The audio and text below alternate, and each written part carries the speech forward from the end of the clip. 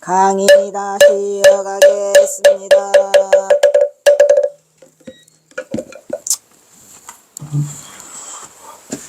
우와차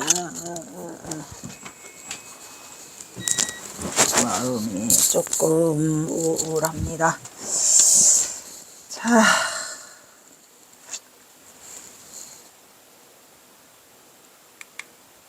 노인이 가리킨 금줄에는 뭐예요? 노인이 가리킨 금줄에는 아기를 낳아서 있는 뭐 솔가지도 없고 고추 붉은 고추도 없고 또 없고 종이도 없고 아무것도 끼우지 않은 그냥 맨 새끼줄했죠. 왜? 지금 콜레라가 돌아가지고 괴질이 돌아서 뭘 할 수가 없어서 그래도 금줄은 쳐놨죠. 들어오지 말라고. 그러나 분명히 문전에 대걸린 집으로 웬 새끼를 꼬아낸 건 왼쪽으로 꼬아놨단 말이야. 집안으로 들어오는 악기나 역신 같은 부정을 몰아내려는 강력한 집주인의 뜻을 나타내 보이고 있어서 들어오지 마! 만약 그것을 모르고 비록 청아미치라 할지라도 집 가까이 깃들이면 몰매를 맞아야 할 말이 없음이랬다 이런 말이다. 할 말이 없어 몰매를 맞아도. 왜? 들어오지 말라는데 남의 집 처음에는 왜 들어오고 지랄해. 그래서 이제 이 노인네가 고약한 아주 그냥 인심도 사나운 노인네인 줄 알았더니 이 집에 이 동네에 지금 뭐가 돌아요. 콜레라 괴질이 돌았다 이런 얘기죠. 호열자. 아이쿠 쿠쿠 이래가지고 이제 경호선사는 이제 민망해 안 민망하죠. 아이고 생이지 좀 그냥 비가 쫄딱 맞은 동무기가 금줄을 보자. 그래봐야 이때 경호선사 나이가 30살 1879년이니까 금세 진심으로 미안해져 허리를 굽혀 서둘러 굽히면서 아이고 어르신 너무 죄송하게 됐습니다. 합장하여 말하였다. 아이고 정말 미안합니다 어르신. 제가 문전에 내걸린 금줄을 미처 보지 못하였습니다. 처마 밑을 떠나겠습니다. 나무 관세음보사. 비 맞은 종은 궁시렁대면서 장대비가 쏟아지든지 말든지 일단은 떠야 돼. 노인네 아주 시퍼런 아주 그냥 잡아먹으려고 하니까 장대비가 쏟아지는 빗줄기 속으로 훌쩍 떠나면서 말하였다. 그의 등 뒤에서 분명히 자신의 집을 떠나는 것을 확인한 노인의 앙칼지는 대문을 닫고 들어니 해가지고 그냥 앙칼진 대문 닫는 소리가 매몰차게 들려왔다 귓전에. 그래서 경호선사는 그 다음에 어디로 갔을까요? 남의 집 문전에 대걸린 금줄을 보지 못하고 그가 수면 밑에 깃들었다는 것은 중죄를 저지른 셈이다. 중죄는 뭔 중죄요. 그런데 이게 웬일일까? 가보니까 남의 집으로 가려 했더니 남의 집집마다 다 있는 거예요. 동네 온 동네가 다 금줄이요. 그럼 경호선사는 어디 가라고? 그런데 이게 웬일일까? 뭔가 좀 이상하지 않은가? 중은 비를 맞으며 비 맞은 중이라고 중얼중얼 다음 집으로 행해 걸으면서 마음속으로 뭐지 이상한데? 예로부터 우리네 민간 신앙으로는 문전에 금줄에 대걸려고 금줄에 빨간 고추 달아야 돼? 아들. 그 다음에 숯. 그 다음에 여자는 흰거. 그 다음에 솔가지. 이제 섞이지 않게 바뀌는 것을 집안에 누군가가 산시중임을 나타내 보이는 뜻이긴 한데 아무것도 안 다른 건 도대체 뭐란 말이냐 이런 말이죠. 그러나 아무것도 없는 맨 금줄에 내걸려져 있는 것은 마을에 돌림병이 돌고 있음을 나타내 뜻이는 것을 동욱은 어렴풋이 알아내갖고 고개를 갸우뚱거리며 했는데 그 동네에 전염병이 도나? 호열자가 도나? 뭐지? 근데 잠깐만요. 호열자 맨날 궁금했거든. 딱 걸렸어. 태한 사람 배하늘로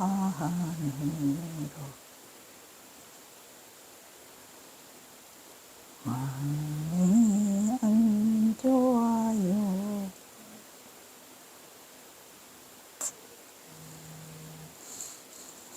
네. 이씨.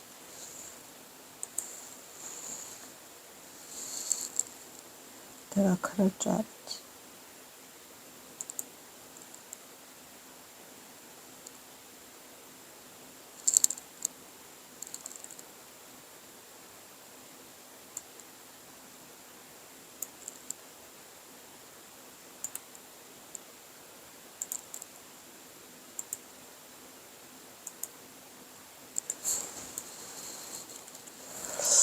호열자가 이 호랑이, 옛날에 호랑이가 잡아먹는다 그랬잖아요. 와서 콜레라의 음력 그런데 왜 이거를 호열자라고 하나?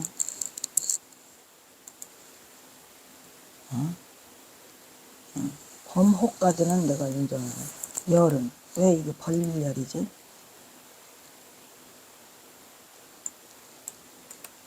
의미가 있겠죠. 그래도 내가 궁금한 건 좀 못 참아요. 벌릴열. 그물라 100%.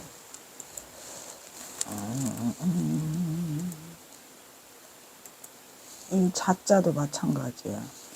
찌를 자자인데 찌를 자자. 그럼 뭔 소리지? 그런 거나 좀 나와야지. 그 쓰잘데기 없는 이상한 것만 나오고. 어이구.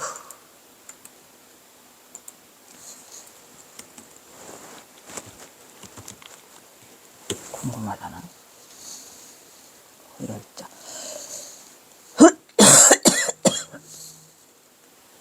호열자란 호랑이가 그렇구만. 호랑이가 살점을 찢어내는 것처럼 고통스럽다. 찌를 짜짜. 그러니까 호랑이가 살점을 하나씩 발라먹잖아요. 막 뜯어서. 그것처럼 고통스럽다 해서 호열자라고 했답니다. 그런데 더 신기한 게 뭔 줄 알아요? 다 아네. 그런데 그 호열자라는 뜻을 제일 먼저 써먹은 게 경호선사 있었던 1879년. 경호선사가 만난 그게 호열자야. 그러니까 처음으로 용어를 접하게 된 것은 1879년이었다가 합니다. 나 안 해. 그러니까 이게 호열자를 접하게 됐다고 나오는데 호열자가 뭐시오? 뭐 들어보지도 못한 듣고 자는 거. 호열자 이게 되게 궁금했는데 바빠갖고 못했거든요. 근데 이게 보니까 그렇지. 1879년 경호선사가 딱 만난 게 그게 호열자예요. 그때서부터 그거를 호열자라고 했다고 합니다. 호랑이가 그 살점을 뜯어먹는 것처럼 아프게 찌를 자자거든요. 벌릴 열자는 이렇게 살점을 뜯어내는 거. 에이씨. 어쨌든 경호선사 때부터 1879년부터 이거를 호열자라는 이름으로 쓰게 됐다고 합니다. 신기하죠? 끝. 내가 이걸 보려고 했던 거예요. 맨날 궁금했었거든요. 왜 호열자라고 했을까? 됐고. 그래서 동욱성은 어렴풋이 알아내어 고개를 갸우뚱거리니 동욱의 생각은 틀림없고 정확하였더라. 역시 다음님과의 문전에도 웬 새끼를 구하내건 금줄이 들여져 있었던 것이다. 서너 채의 인가가 다닥다닥 연이어 붙어 있었는데 어느 집 하나 빠진 곳 없이 모든 집 쟁류에는 금줄이 들여져 있더라. 라고 해서 이 경선사가 만난 이거를 자꾸 콜레라라고 안 하고 호열자라고 하더라고요. 그래서 내가 이게 궁금해서 했던 건데 역시나 경호선사 1879년 때부터 이걸 했다고 하니까 정확하게 전달은 돼서 여기까지 우리에게 온 거는 같아요. 신기하죠? 이는 분명히 온 마을에 돌림병이 돌고 있어 그 역신이 집 안으로 들어오지 말고 대문 앞에서까지 갔다가 그냥 스쳐 지나가라는 민간 풍속을 나타내고 있었으니 어느 집 앞에는 생피를 바르는 적 옛날에는 이런 거 있을 때 막 생피 바르잖아요. 죽은 동물의 생피를 발라놔서 남아있어서 소름이 돋을 정도로 흉측하였다. 소피를 바른다. 그죠? 소를 잡아 그 생피를 대문에 칠하면 역신이 얼씬도 못한다고 하여 간혹 그러한 일이 있다는 소문을 전해 들었지만 이처럼 직접 눈으로 확인하니 동욱은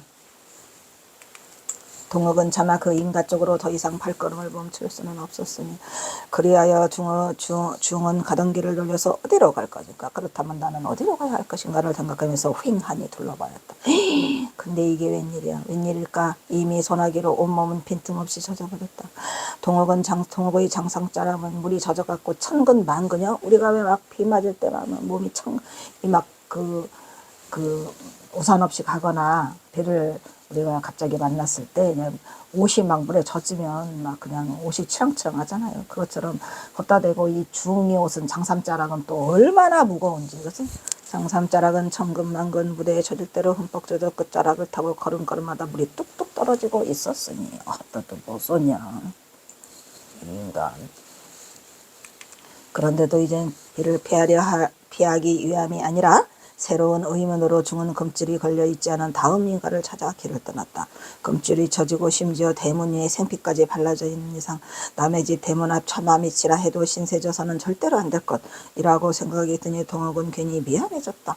이게 다 무슨 일일까? 전혀 소식을 접하지 못했기 때문에. 호열자가 일본 코로나거든요. 일본 콜레라거든요. 그래서 이제 그 부산으로 들어오는데 동네잖아요. 부산 동래구, 그죠?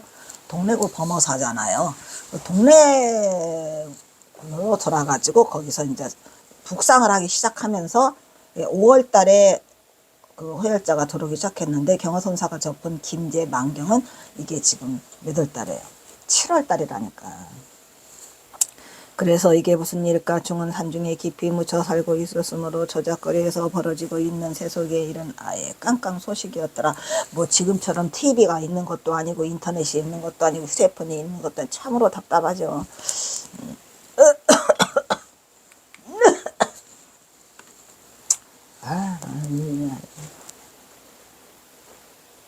이것도 뭐 어쩔 수 없는 뭐 내가 짊어져야 할 건데 강의를 많이 하다 보니까 목이 좀 나한테는 지금 목이 따끔따끔. 또 하루 쉬면 괜찮은데 연휴가 있어가지고 또 뭐를 머시기 해야 되고 자유롭지 못해요. 그래서 오늘 연달아 이거 하고 그 다음에 내일 또 뭔 일을 해야 돼. 내일 하루밖에 시간이 또 없어가지고. 그리고 또 연휴 있고 또 그 다음에 또 해야 돼. 아주 바빠. 그래도 내가 이거 안 빼먹으려고 엄청 따고. 동욱으로서는 지난 5월에 일본 콜레라가 무서운 속도로 부산 동네에 상륙해서 이미 전국으로 퍼져나간 호열자의 돌림병 소식에 대해서 접할 기회가 없었으므로 모르는 것은 당연한 일이었으니 마침내 외딴 집을 하나 발견하여 그 집 대문 앞까지 걸어간 중이 문전을 천천히 살펴 그 집 대문에는 금줄이 내걸려 있지 않았다. 왜일까? 나는 내가 써놓고도 몰라요. 궁금하네. 왜 금줄이 그 집은 안 내걸려 있었을까? 에? 뭐지? 이거 말했잖아요. 이거 언제 쓴 거야? 5년 전에 쓴 거라 모른다니까. 그리고 또 한번 읽지도 않으니까 몰라요.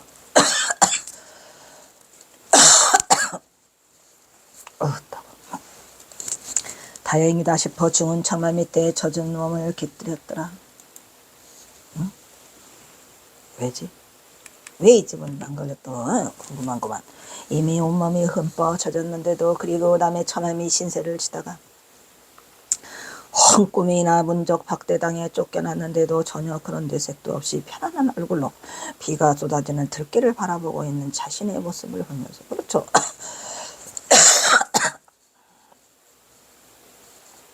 수행자면 이 정도면 돼야지. 비 맞은 중 동욱은 중얼거리면서 황폐한 마을과 인적이 끈끈 저물어가는 들녘을 바라보면서 또 중얼거렸다. 뭔지는 모르지만 난중생이 편한다. 저도 맨날 그래요. 저도 뭔지는 모르지만 뭐가 삐요 막 하거나 뭔 일이 생기고 난리나 같으면 난중생이 편하다. 뭔지는 모르지만 그저 잘 무사히 넘기고 그냥 난중생이 편안하기를 내 힘이 안 난다고.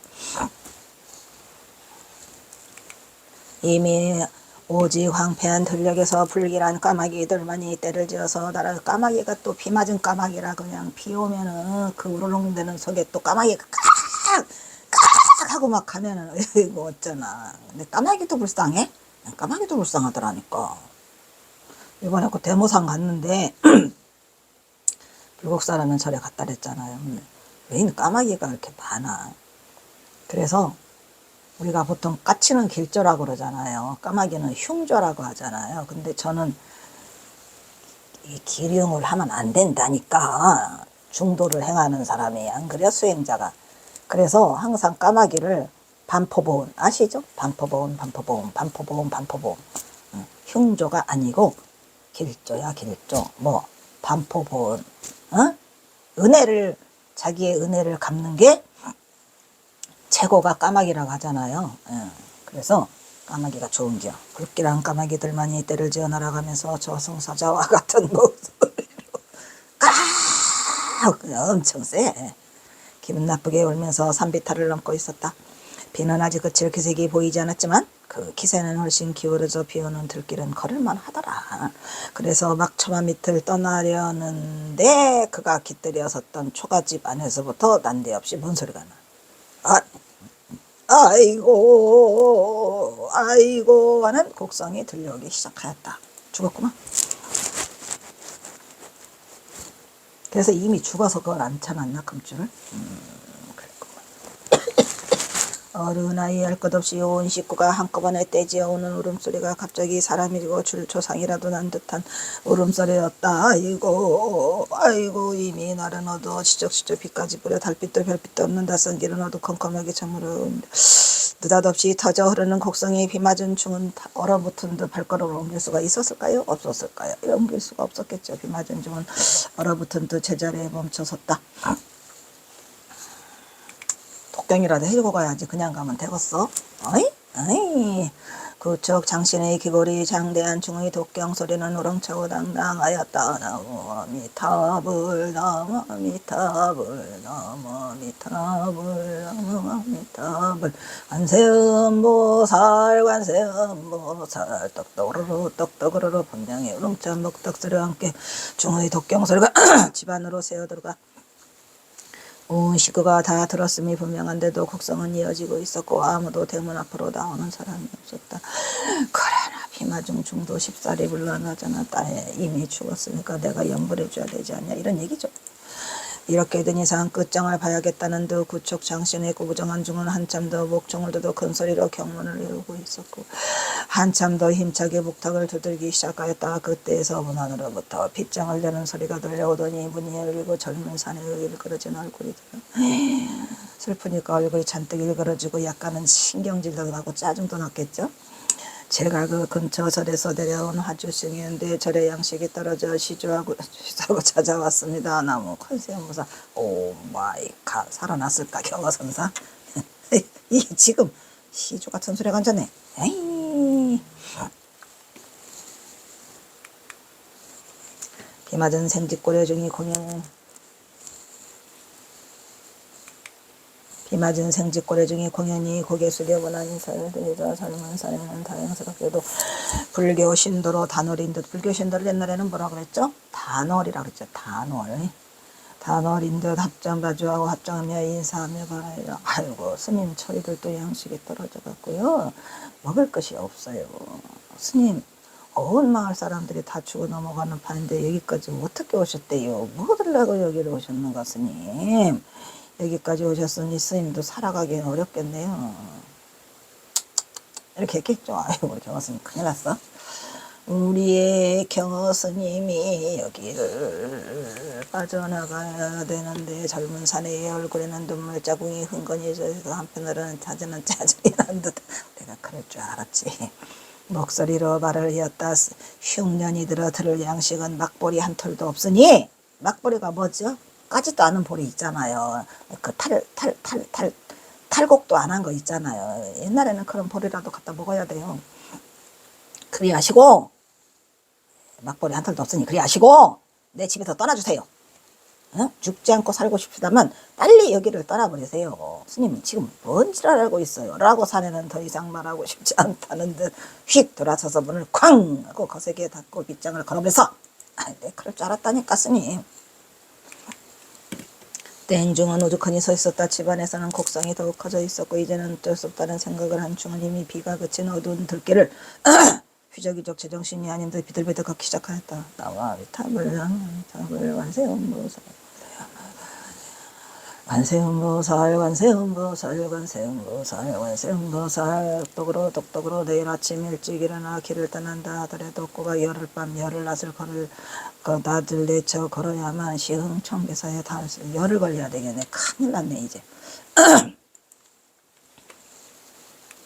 한양에서의 700길 그 먼 길을 가려면 일찍 잠을 자두어야 해.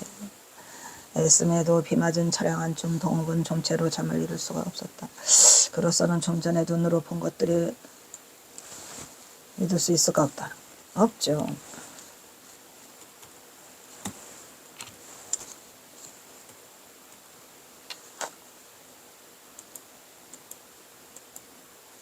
그로서는 좀 전에 눈으로 보고 직접 몸으로 받아보지쳐도 그 엄청난 광경이 지워지지 않아 눈앞에서 아른거리고 속이 메스고 구토가 나고 온몸이 펄펄 끓은 진짜 그것은 콜레라 걸렸나 보다. 콜레라 걸렸게요? 안 걸렸게요? 예? 안 걸렸어. 우리가 이게 막 이게 두려워가지고 생각을 하잖아요. 그럼 진짜 막 콜레라가 걸린 것 같아. 네, 공포로. 그래서 펄펄 끓어같이 콜레라에 걸린데 차마 잠을 이룰 수가 없었기 때문이었다.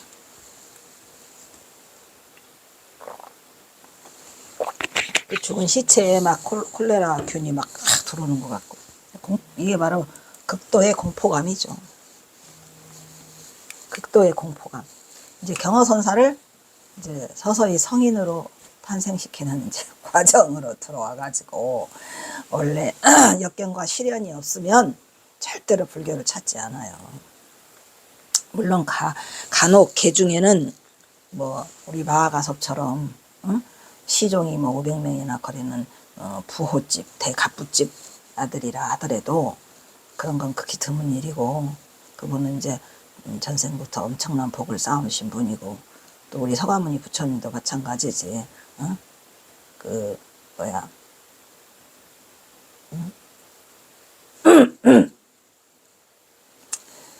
왕자가 됐는데도 이렇게 그 수행자가 된다는 거 이게 또 쉬운 게 아니잖아요.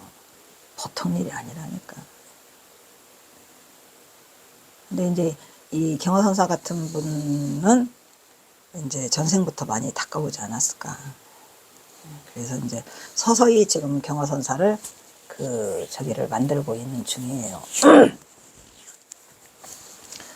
그래서 이 세상에는 시련은 반드시 그 이유가 있더라.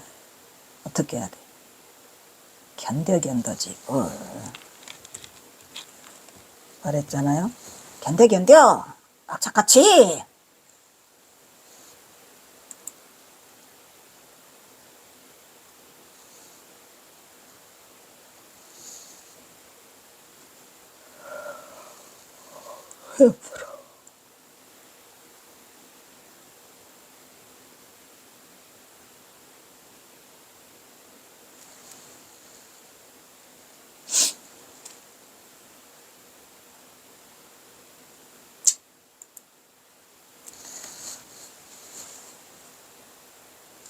그 사이에 하루 종일 곡기를 한 모금도 놓지 않고 뱃속에서는 연신 꼬르륵 그나저나 정신을 차려보니 동욱은 살아있어.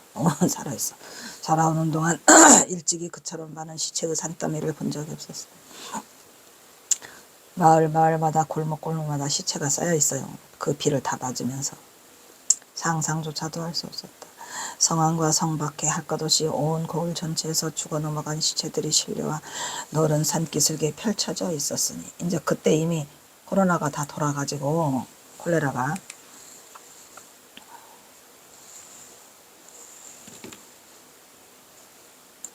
시체 썩는 냄새가 천지를 진동하고 있었고, 한곁에서는 행여 전염병이라도 옮기세라 한꺼번에 시신들을 또 태워.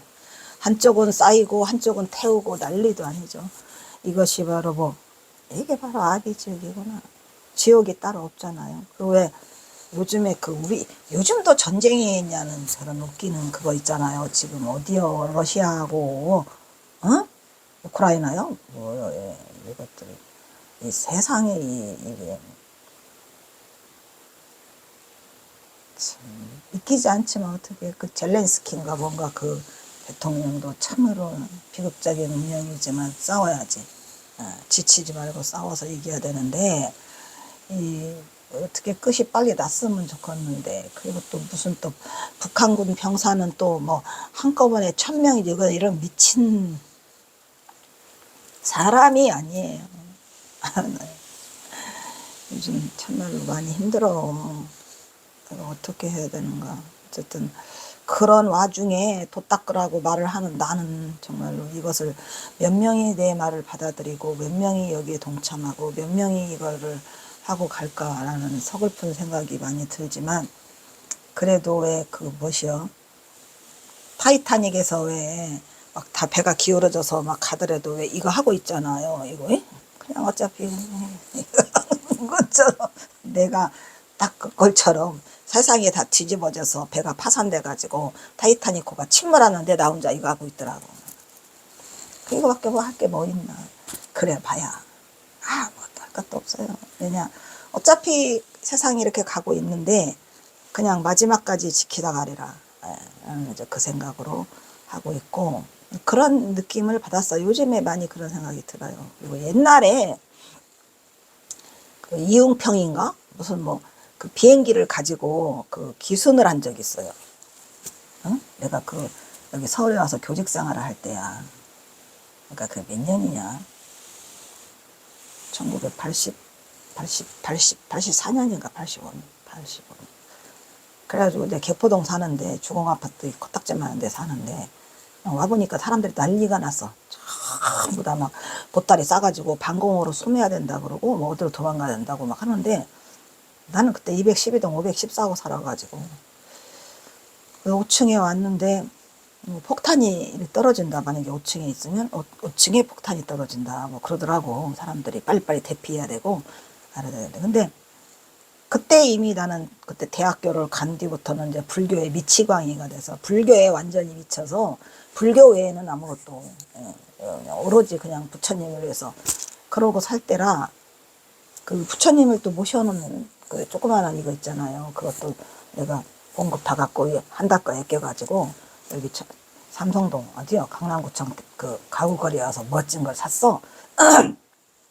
근데 지금도 있어요. 지금도 그 부처님 에다 대고 예같이 부처님도 있고 책도 많고 불경도 많고 이걸 다 어떻게 싸가지고 그냥 소지품만 싸가지고 가라는데 돈이고 뭐고 그런 게 없고 필요하지도 않고 소지품이 뭐야 그냥 부처님만 모시면 되는데 이 부처님을 어떻게 싸서 에라 모르겠다. 다 내려놓고 그냥 침대에 잠깐 앉아 있다가 에이 기도나 하자.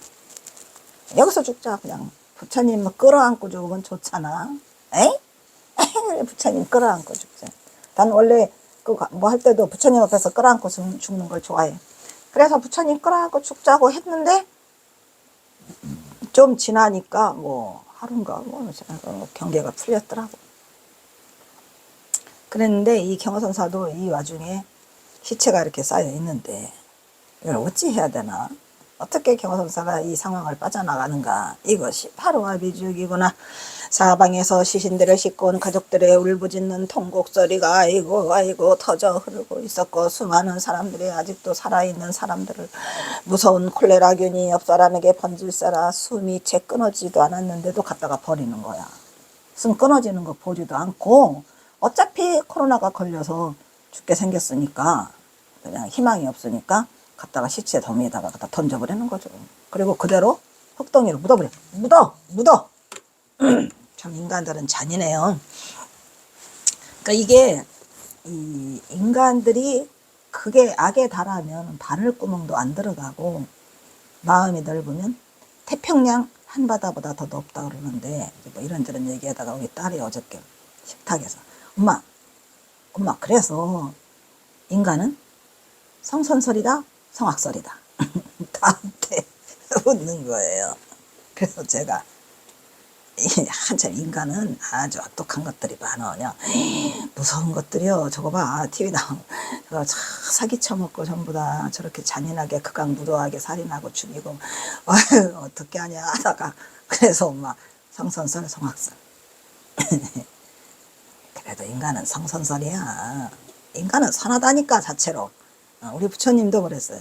우리 부처님도 성선설 했어요. 예, 성선설 하자고가 아니라 원래 성선설이야. 원래 착해.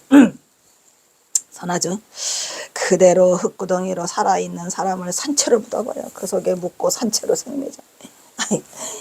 형선사가 이걸 한눈에 다 봤죠.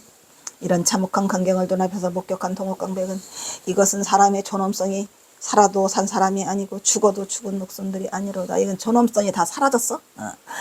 중의 눈에 비친 그 생생한 광경은 살아있는 현실의 세계가 아니라 깜깜한 어둠의 암흑지옥의 나락이었으며 고통으로 가득 찬 화탕지옥이었더라. 화탕지옥 끓는 물에 나오죠. 에휴.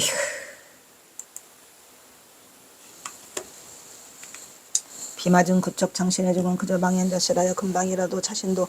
자, 그러다 보니까 영환사가 열이 펄펄 끓였었잖아요. 밥도 한 끼도 안 먹고. 콜레라균이 비를 타고 들어와 온몸에 퍼지지 않을까 하는 공포감이 들자 온몸이 또 갑자기 또 열이 나. 머리끝이 또 쭈뼛쭈뼛하는 느낌이 들어서 동욱은 한시라도 이것을 벗어나야 되겠다는 생각이 들죠. 동욱은 갑자기 자신이 한심한 생각이 들면서 그래도 내가 소위 화엄경을 가리키는 대강백이 아니었던가. 그동안 나는 무엇을 공부했던가. 내가 공부한 이 모든 것들이 다 무슨 소용이 있다는 화엄경 대강백이면 뭐대요. 어디선가 환청처럼 들리는 화엄경 약찬계 소리가 귓가를 맴돌며 윙윙거리기 시작했더라. 대방광불 화엄경 용수보살 약찬계 하잖아요. 일단 여기서 끊겠습니다.